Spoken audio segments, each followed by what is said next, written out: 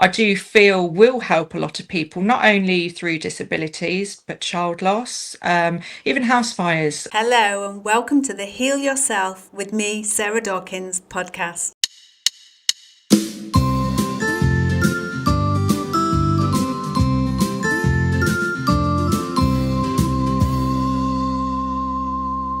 We share people who've already healed themselves, along with health and wellness tips from myself.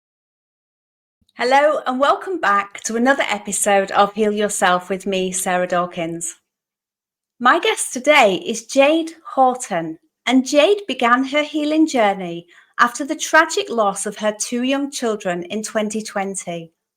As a newly bereaved mother who sustained extensive injuries in the accident that took their lives, she faced a tumultuous emotional journey of healing. Jade was informed that she would never walk again, so she sought alternative holistic therapy. And the healing she experienced over the past 4 years has profoundly changed her perspective. And Jade began studying her first Archangel course, and this led her to completing her master's, which has now enabled her to teach others to become practitioners. So welcome, Jade. Thank you, Sarah. Lovely to have you on the show. Yeah, thank you. Thank you for having me. And would you like to share, I know I've shared some of your journey, would you like to share what you've been through and how you healed with our audience?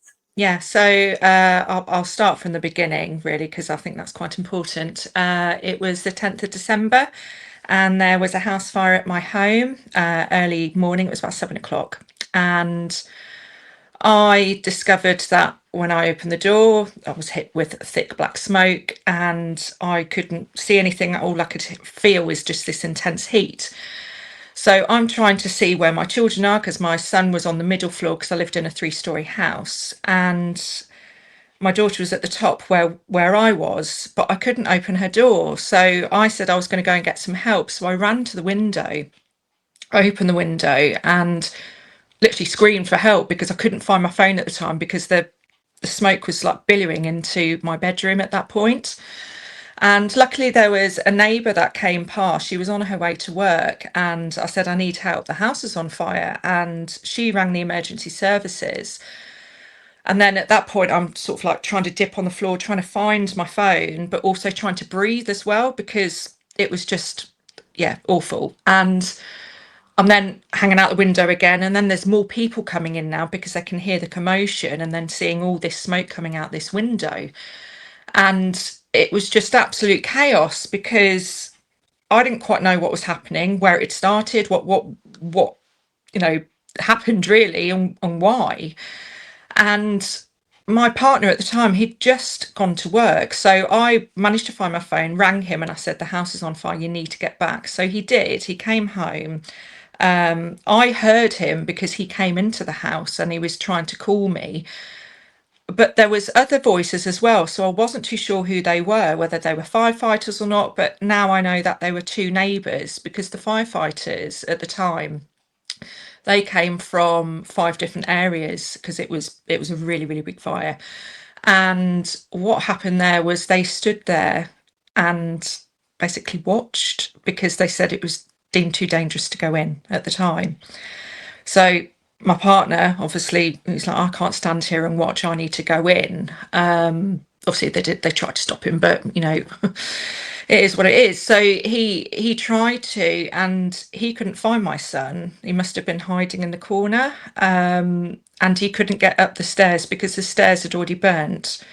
And I now know that house went up in 6 minutes. And yeah, so for a house fire, normally you have half an hour to get out and you've got protective stairways. Whereas this house, it was so extreme and intense, it went so quickly, it just whipped around. But I think with the door opening from the front and then my window, it caused what they say a chimney effect. So it was making it even worse. But what do? You can't shut a window and, it's just... So from then, there's more people coming in and then they're saying, you've got to jump now, Jade. So I'm thinking my children have been saved. Now, looking back, if I'd had known that they hadn't been saved, I wouldn't have jumped. But I now know my purpose in life. So I got up onto the windowsill thinking, well, I need to jump. Looking down onto the floor, thinking that is a long, long way down because it was right at the top. So I jumped. When I landed, I heard the crunch of near enough my entire body shattering. And then I had this near death experience. So I saw the brightest white light I've ever seen in my life. It was so blinding, and it was. I felt what I feel like my soul came out of my physical body, and I was being lifted into the air, and I was like being held. It was the most loving, euphoric feeling I've ever had in my entire life, and it was a beautiful experience. I don't know time-wise how long I was in the air, but then I felt this massive force go back into my chest again, and that's when I took my first breath whilst I was sort of laying on the floor. But my eyes apparently were still open, so there everybody else is thinking that I'm compass mentis when I'd drifted off somewhere. And I then realised the devastation of my body because I had bones sticking out in my wrist, I had them out of my ankle, and there was a lot of blood everywhere. So within a few, I'll probably say about 10 seconds, the whole house went boom. So all the glass came shattering down onto me, and there was bits sticking in my back. And at that point, everybody thought we need to move her. So they moved me round the corner onto like the side pavement of the house.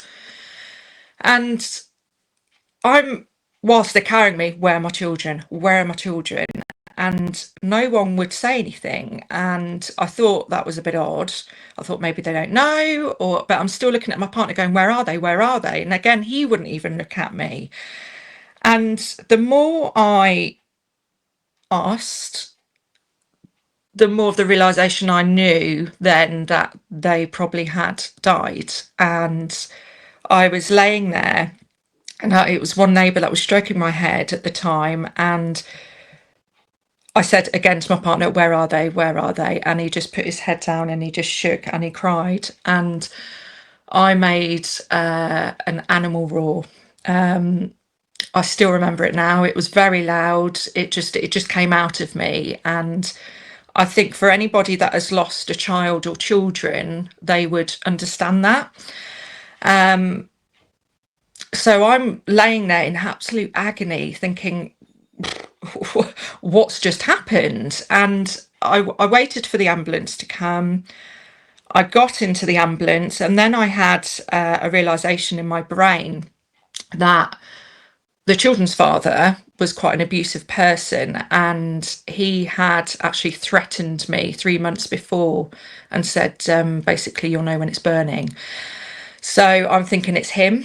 So I'm saying this and then going in and out of consciousness. And I don't know whether it was in the ambulance or whether it was in the hospital. I was actually resuscitated. But I know it's in my medical notes because I read them after I came home. And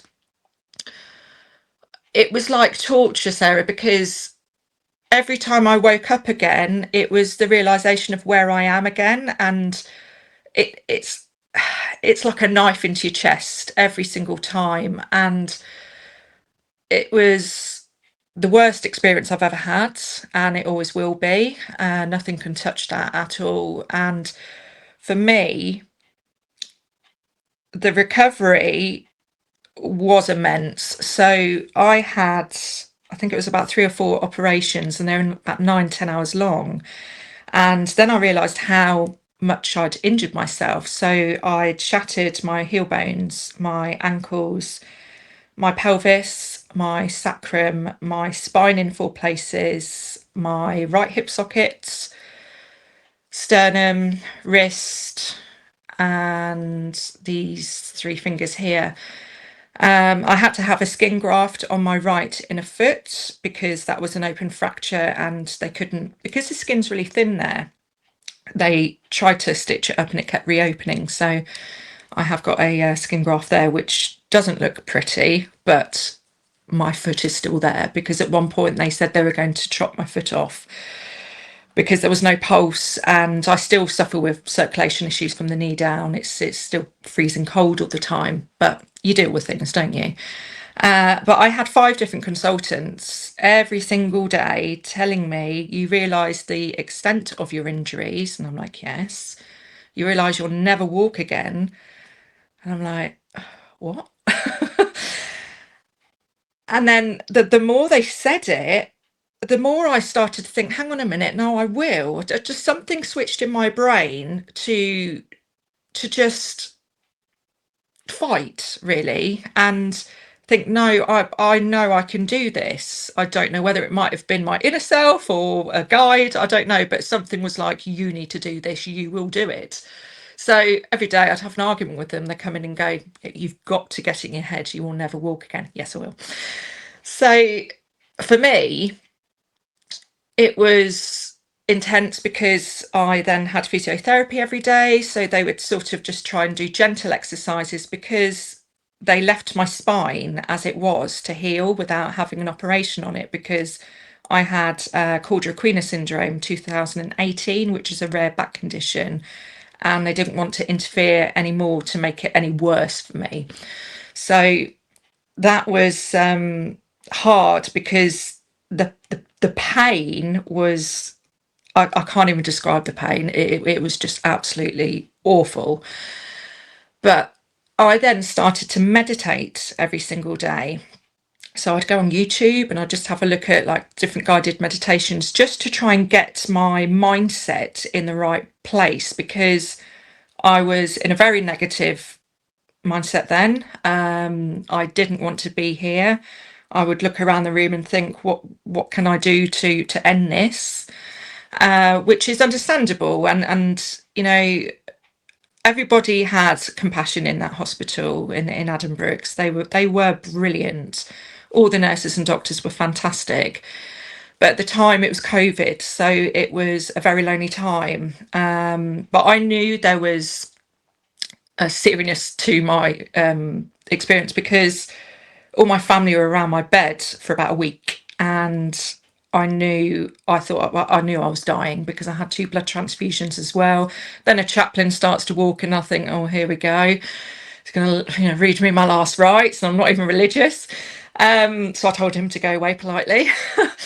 So it was really scary, but it was at the same time, I had my other side of my brain going, no, you've got to do this. You have to get better, not only for myself, but to honour my children as well, because they were beautiful children. And for me, it's showing everybody else that there is things that you can do, and anything is possible. So I'm trying to remember now. Yeah, so meditating every day. I then started to research holistic therapies, and I knew a little bit about Reiki and things like that, but I didn't know enough. So I started to have a look at what there is out there and locally. So I sought 2 different healers, and there's one, they both work very differently. One's very hands-on, the other one doesn't touch you at all. And then I looked at acupuncture, because I know that's really good for pain management. Hydrotherapy for when I was out of hospital, again, really good for the muscles, because laying there paralysed from the waist down, the muscle wastage set in about 3 weeks in. And I looked like an old lady, because my muscles were just flapping everywhere. And I just thought, oh my goodness, this isn't my body anymore. It just didn't look right at all. And I did hate it for a while, until I had a lady that came in from the pain management who was very holistic. And I really loved talking to her, because she said, you need to love your body again, Jade. You need to, and especially my foot, my right foot. She said, you need to love your foot, because you sending that intention of hatred is causing you more pain, not only physically but mentally. And I didn't get it to start with, but it then clicked, and I thought, do you know what, she's correct. And I was really glad I met her, and I'm pleased she's in a hospital helping people like this, instead of going, here's a bottle, take this, of tablets. So, but I was on a lot of different medications then, very, very strong meds, and some of them are medication that they give for palliative cancer patients. So it was a lot on my body. I was taking about 60 tablets a day, which looking back now, I think, oh my goodness. But it was needed at the time before I could get out and actually start helping myself healthily. So I spent 7 weeks in hospital nearly. And when I came out, I then started to push it more with different holistic therapies. And again, kept meditating every single day, just getting my mindset there. And I then had a physiotherapist come and she said, would you like to attempt to walk? And I was like, yes, please. So she got this little Zimmer frame and she was like, right, try and get up. And it took all my energy to get up because I had to start using the top half of my body again. I got up and I took a few steps and I thought, here we go, keep going, keep going.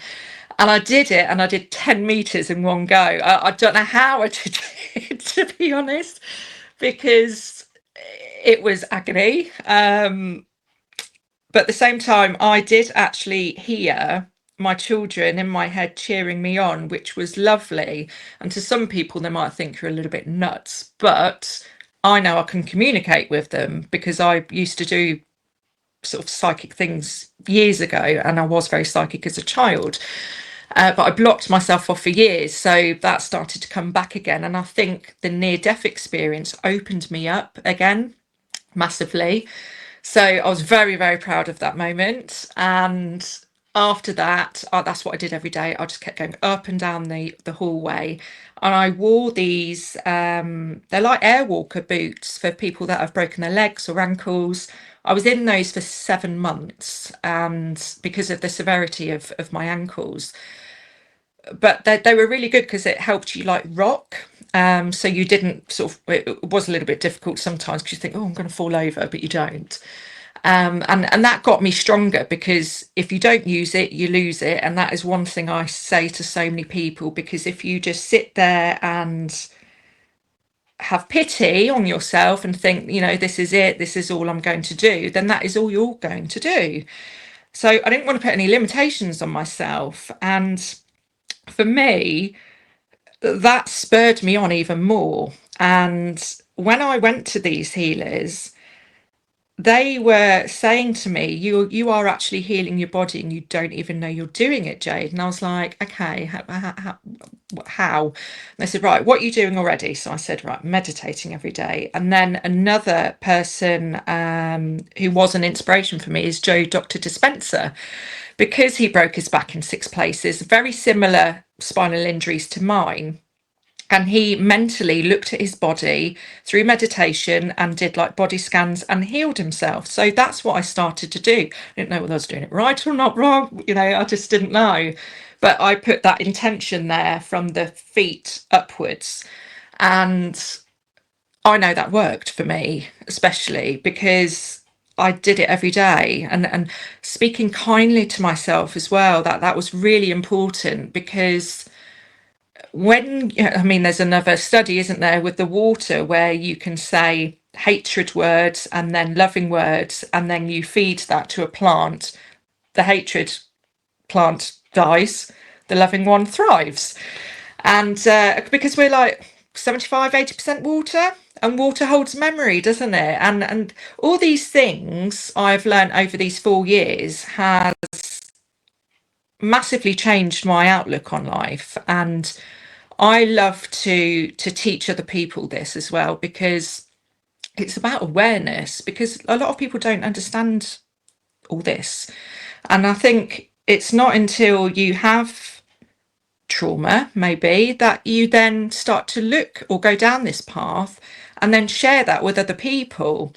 So yeah, it was out of what is a devastating negative experience, has had positives, because I've able to heal myself and start to heal other people. So I do have people that come to me because of what's happened to me, because they can see I can walk, which is something that all my 5 consultants said you never ever will. And a lot of people believe what these consultants say, and I understand a lot of them do give worst case scenarios, but when you're being told it every single day, it's something that you think, okay, they must be correct. But in my head I'm going, no they're not, no they're not, no they're not. And I'm glad I did it, because if I didn't, I'd still be in a wheelchair now and I'd still be bedridden. So that's why I like to help, especially people that are disabled, because I am a walking example of it does work. And I say to people, you're never going to find the cure at the bottom of a pill bottle. It just masks things. And it's it causes a lot of problems in your body, whereas holistic therapies or all sorts of alternative therapies, they do not harm your body. They don't harm your mind. They've got no side effects. It's just fantastic. And I say to people, everything is energy. Like, you can have a look at a Wi-Fi box. You can't see those waves, but it works. Your phone works. You can turn the TV on. You've got a smart TV. And it's trying to get people to realize that without ramming it down their throats, because I don't like to do that. But it's the way I try and educate people is if they ask me questions, if they message me, and I also post a lot of educational things daily on my social media. And I get a lot of feedback saying that's really good, I didn't know that, or I'm going to save that for later, even down to herbs. There's different herbs that can help you. I take turmeric every single day because I know it's great for inflammation. Cayenne pepper is brilliant for colds. And Mother Nature has everything here to heal us. And gone all tingly now. It's just it's beautiful. It really, really is. And I just feel that, I can't think what I was going to say now. It's gone out my head. But it's just, I just don't know.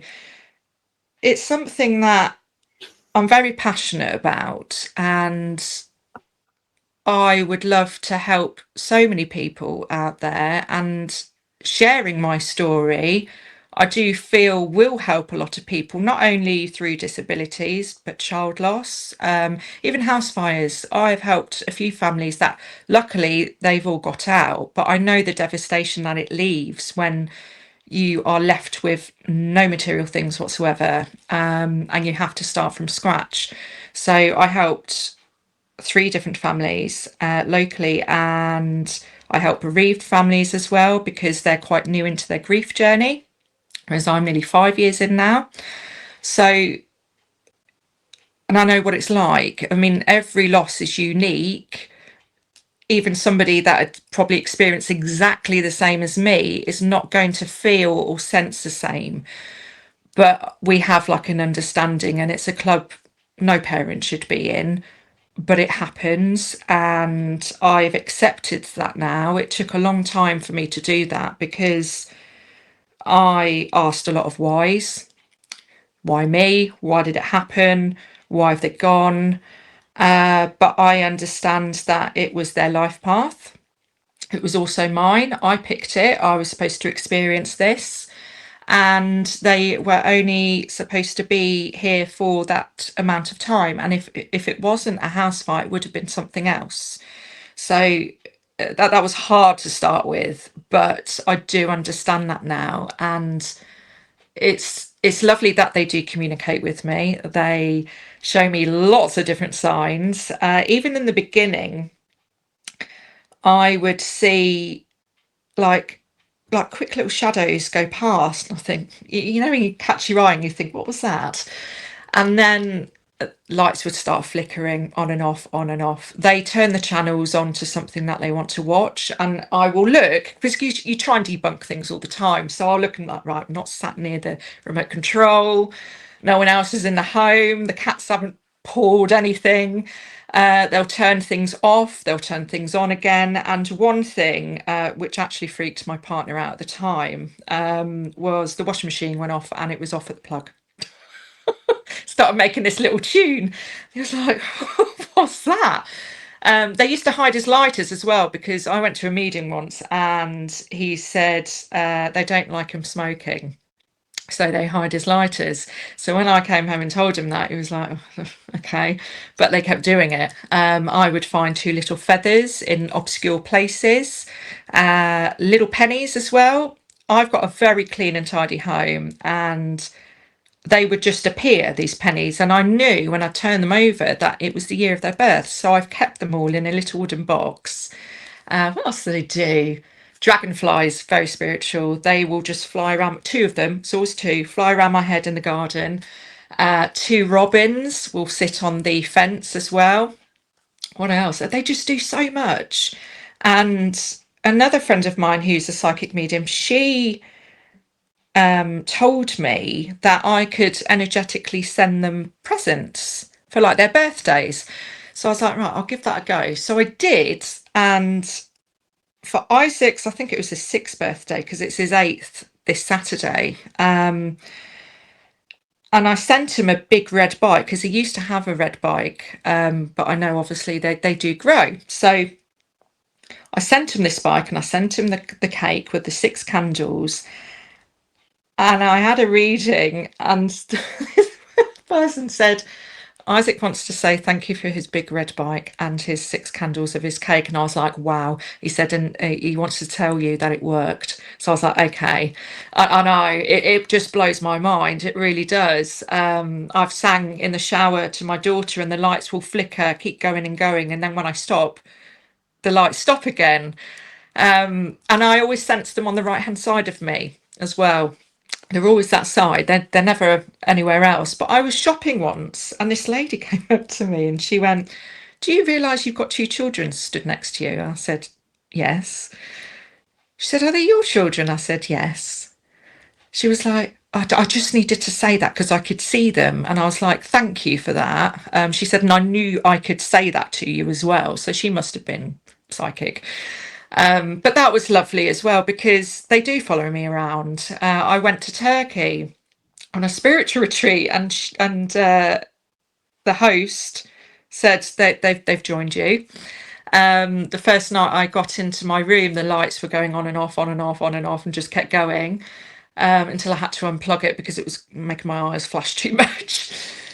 So for me, although they're not physically here, they are still here, and they do show me, especially around painful anniversaries. So they always up things towards that sort of time. So I know I'll get more in the days that go on this week, because it will be Isaac's 8th birthday, and he passed away when he was 3.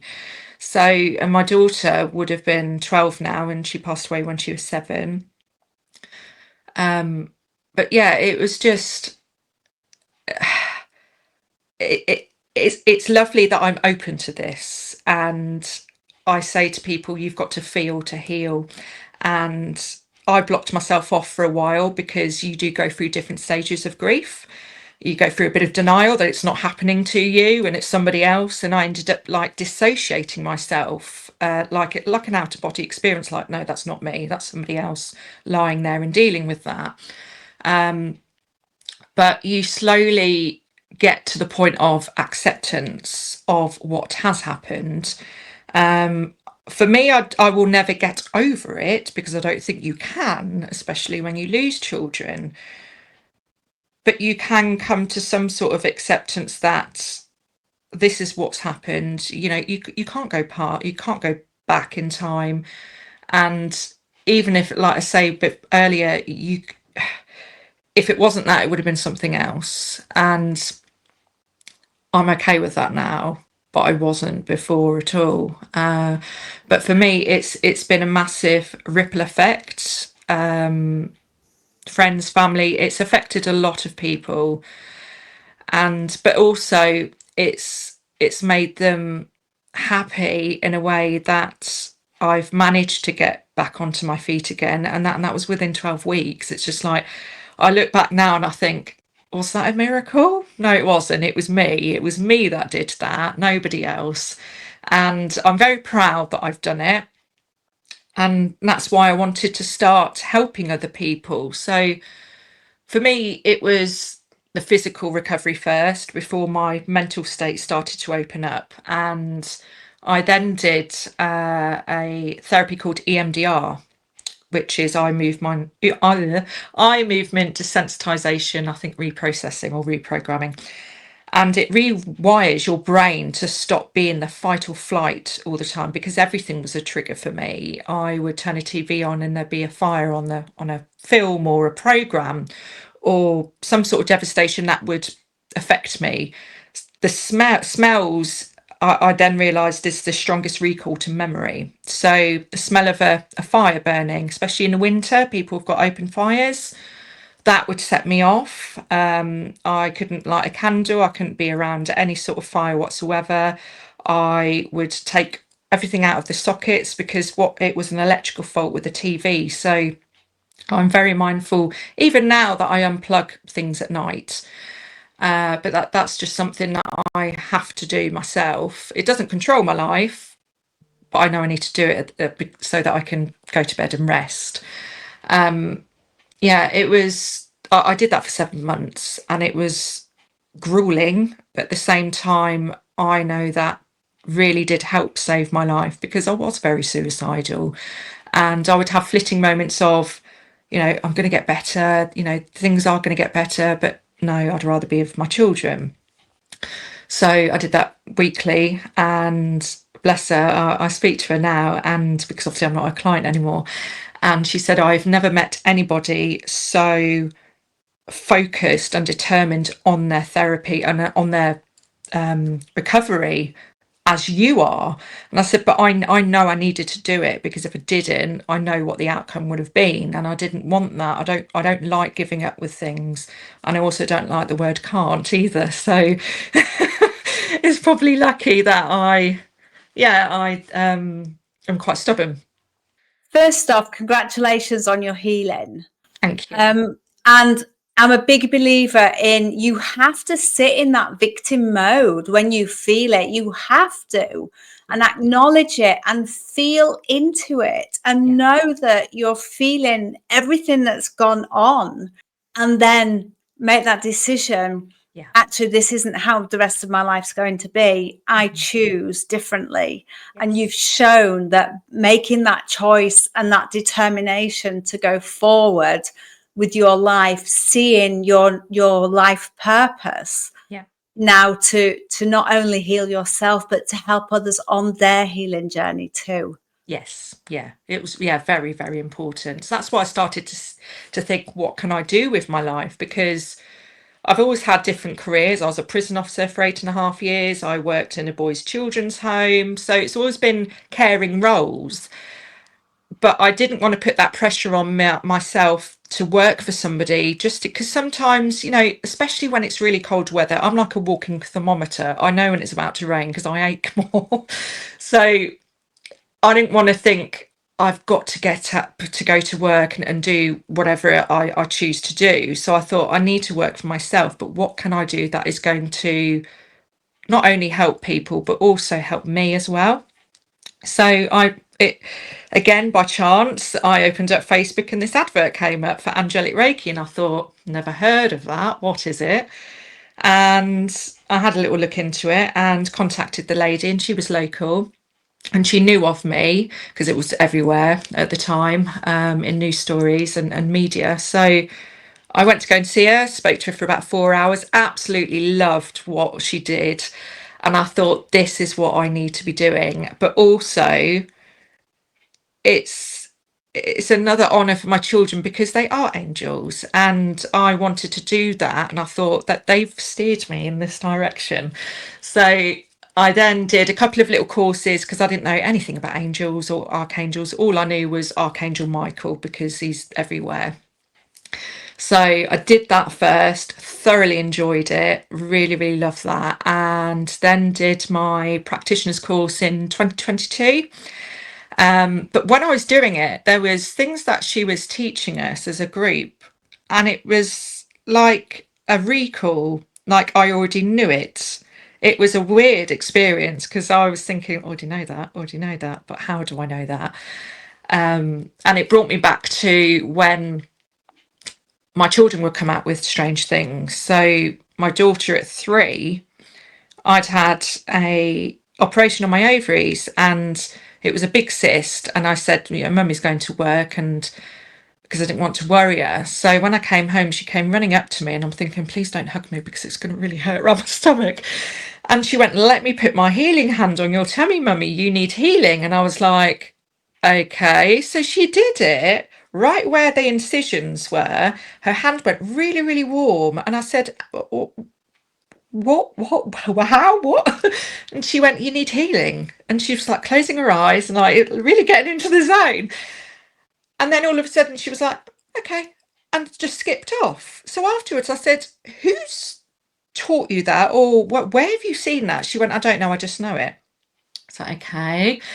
But she would just come out with little snippets of things. And I thought, okay, yeah, you're an old soul, you are. You've been here many, many times. And then she'd start reeling off chakras and crystals at age 5. It's just mad, absolutely mad. So she'd be like, the crystal amethyst, Mummy, it's for your crown chakra. Did you not know that? I'm like, no. And then reel all the others off and like, your tummy areas, you know, your solar plexus. And I'm like, oh my God, it was amazing because I was just like, my eyes must have been popping out my head when she was saying it, because I thought, how can a little girl reel all this stuff off, which is ancient? And she also had a very strong connection to my nan and granddad, and she never met them because they passed away years before she was born. So that was strange as well, because she said, but I know them. I'm like, but you don't. She's like, but I do. She said, that's my other home where they are. And I'm like, no, it's not, it's here, this is your home. And it wasn't until I had this reading, and it was about a year after they'd passed away, and she said, Sienna's telling me that she's with your nan and granddad and that she's home, and you'll know exactly what you mean by that. And I was like, wow, it was that was like chills. Yeah. So it all makes sense now. It really does. And even my son, even though he was only 3 years old, he again they've got a strange connection with my nan and granddad, because he was born on my granddad's birthday, and it looked like a little old man. Like, I mean, I know little kids do silly things, but he would do different mannerisms of my granddad, and it was like looking at him. And I jokingly said once, I was like, come on, little Jimmy, because that's what they all used to call him. And he said, that's not my name anymore, it's Isaac.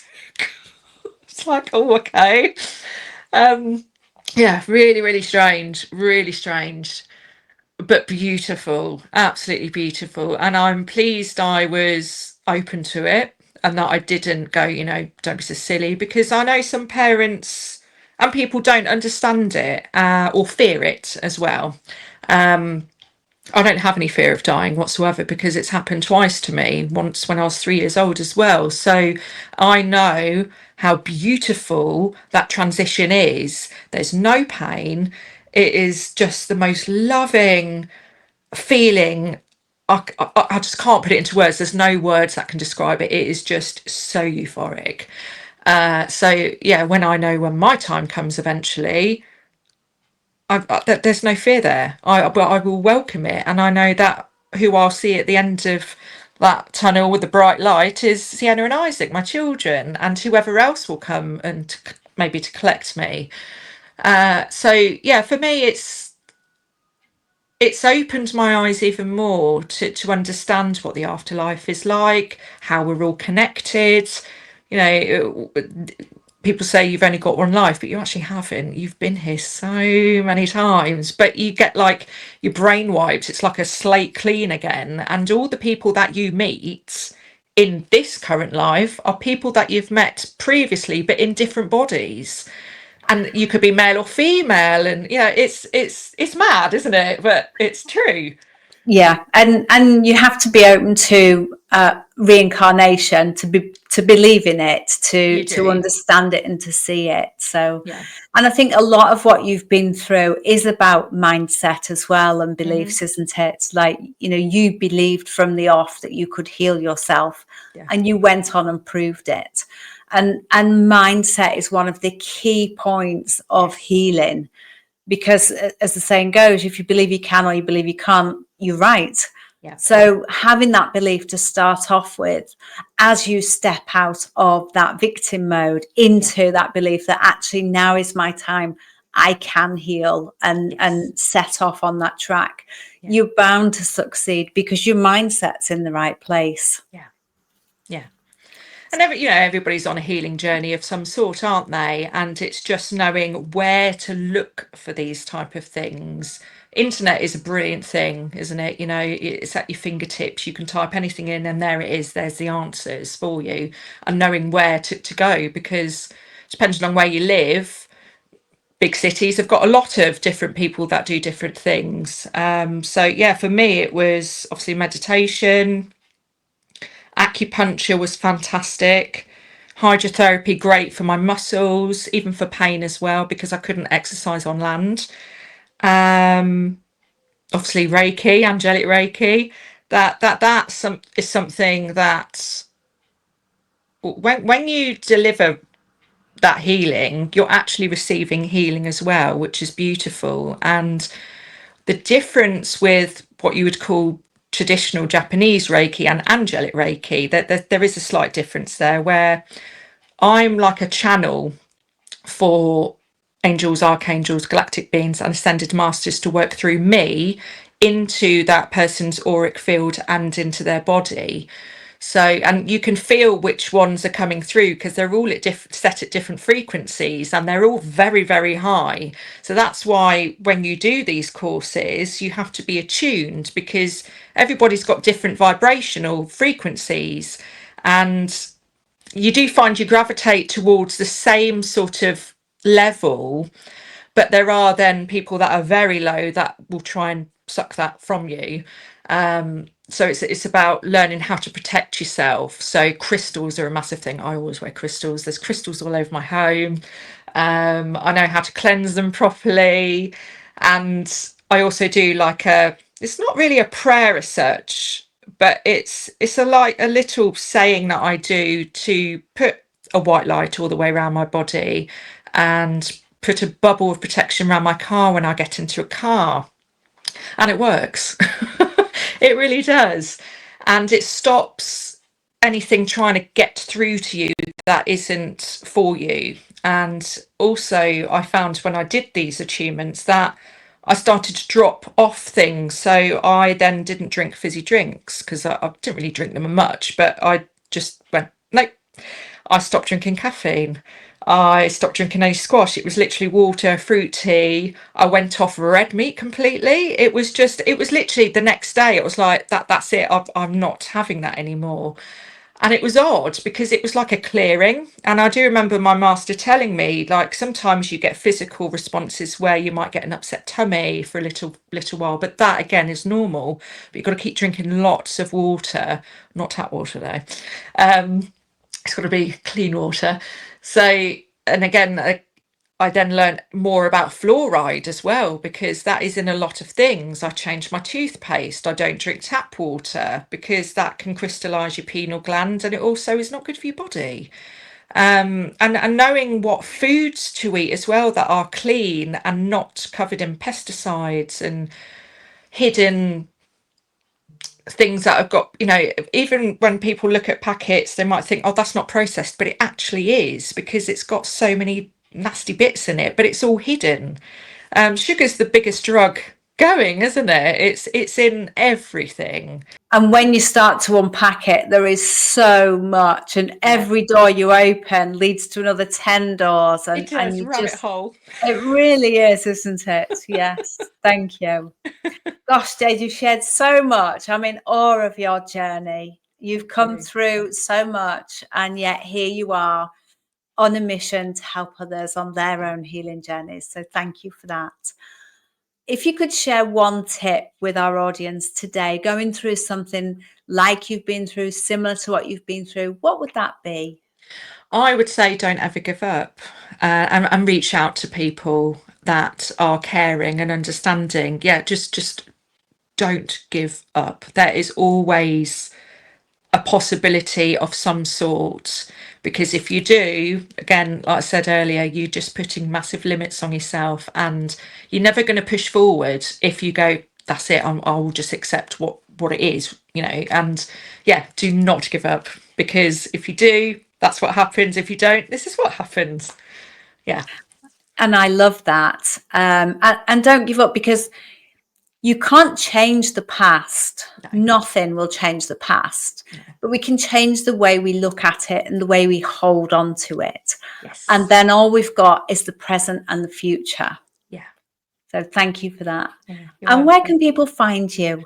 Okay, so social media. So I'm on Facebook, Instagram, and TikTok. I'm also on LinkedIn as well, because I keep forgetting to put stuff on there, but I am on there. And I will be setting up a website at some point this year, because I then want to move into different modalities. So then I can add them onto that, which will all complement what I already do. So it'll be a bit of laughing yoga, breath work as well. That's another thing I forgot to mention. Breath work, brilliant therapy. Again, natural, it's everything is here for us that we can do, that you don't need tablets for. You really don't. So yeah, social media at the moment, but yeah, it's Merkabar Holistics, so it's two different triangles in with each other, and it's also Archangel Metatron, which he's the highest archangel, sort of keeps all of them in check. It's one of his symbols, which is lovely, because that came into my head once, because I didn't know what to call my business, and it just popped in. So yeah, it's all divine timing. It really is. It really is. And we're given those messages whether we want to receive them or not. So thank you. I'll put all of that in the show notes. Thank you so much for being a guest on my podcast and sharing your healing. Thank you for having me, Sarah. Thank you. Thank you for listening. Please share this podcast with anyone who you think will benefit. And can you leave me a review wherever you've listened to it to help me reach more people? Thank you.